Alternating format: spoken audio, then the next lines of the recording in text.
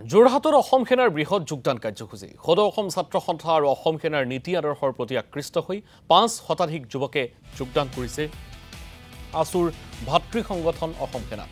অসম সেনাৰ মুখ্য আহ্বায়ক বিজয় শংকৰ বৰদলৈৰ উপস্থিতিত অনুষ্ঠিত হৈছে যোগদান কাৰ্যসূচী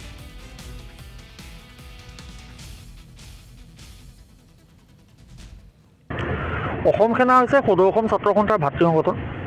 আৰু অসমত সদৌ অসম ছাত্ৰ সন্থাৰ নীতি আদৰ্শৰ প্ৰতি শ্ৰদ্ধাশীল লোকৰ আচলতে অভাৱ নাই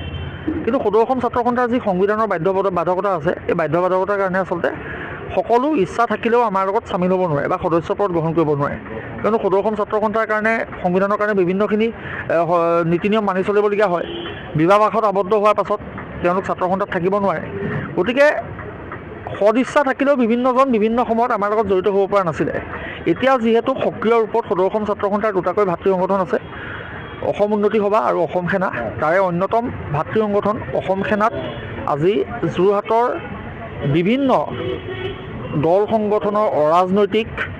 যুৱক উদ্যমী যুৱকসকলে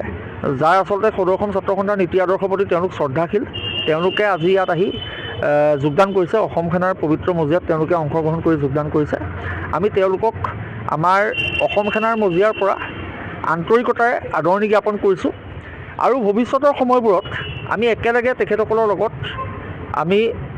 অসমৰ খিলঞ্জীয়া ৰাইজৰ সুৰক্ষিত ভৱিষ্যতৰ স্বাৰ্থত অসমীয়া জাতিৰ স্বাৰ্থত জাতীয়তাবাদৰ ভেটি সুদৃঢ় কৰাৰ স্বাৰ্থত আমি কাম কাজ কৰি যাম আৰু তাৰ লগে লগে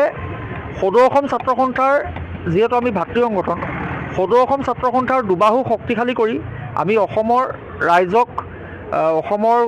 খিলঞ্জীয়া ৰাইজৰ সুৰক্ষিত ভৱিষ্যতৰ স্বাৰ্থত আমি সেৱা আগবঢ়াই জাতিটোৰ সেৱা কৰি যাম